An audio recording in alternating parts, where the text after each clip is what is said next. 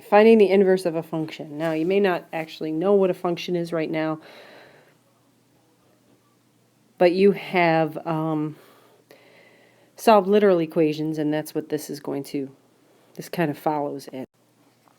So finding the inverse of a function, first you have to understand that this is function notation.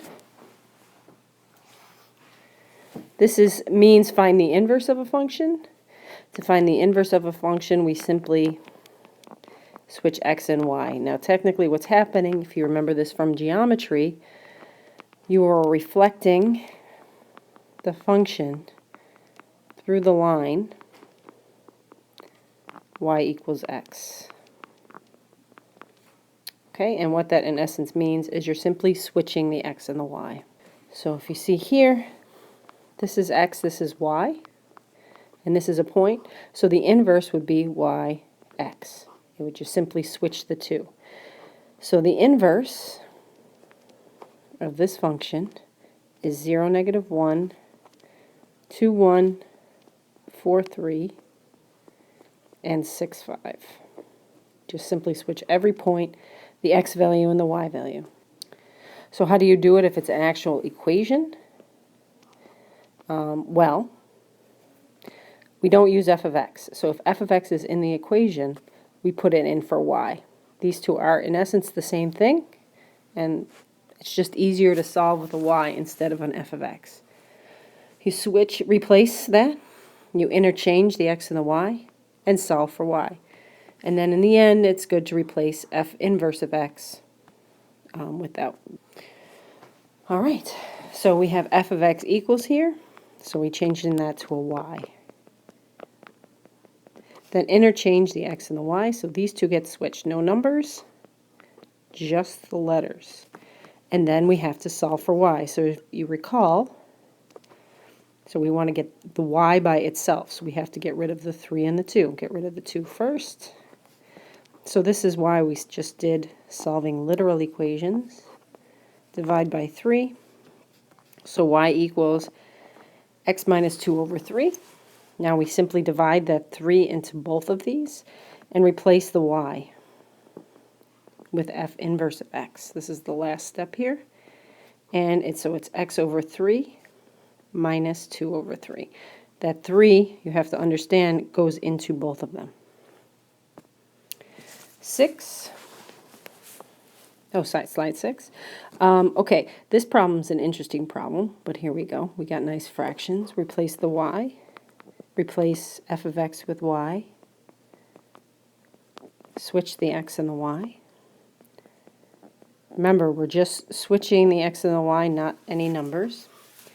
This 4 is confusing because that fraction, it makes it fraction. So there's a simple solution to that. You simply multiply the entire problem, everything, by 4.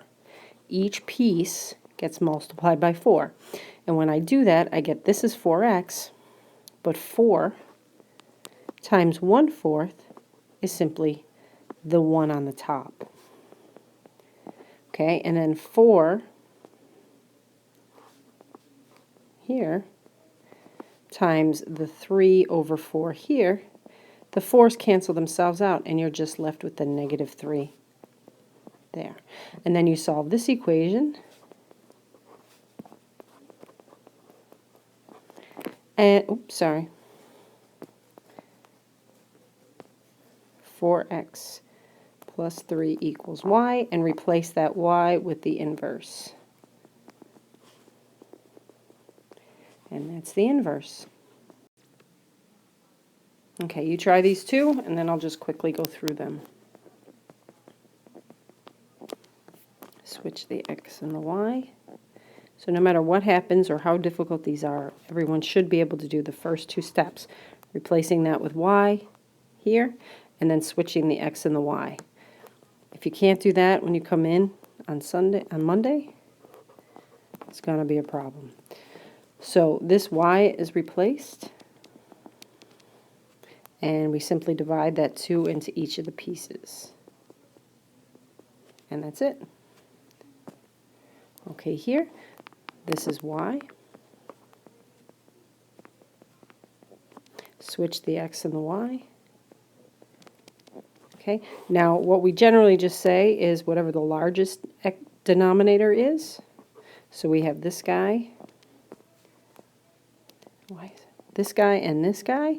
So 6 is bigger than 3, and they're multiples of each other, so simply multiply this whole thing by 6, each piece.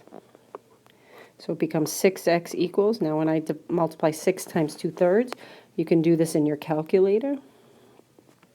The 3 and the 6 reduce, and you're simply left with 4. And 6 times 1/6, the 6's cancel out, and you're left with 1. And you simply just solve for y. Divide by 4. And this was replaced with the inverse. And we divide that 4 into the both of the pieces. So it's 6x over 4 plus 1/4. And it might be a good idea to reduce the 6, and the 6/4 is 3 over 2. And that's it. Done.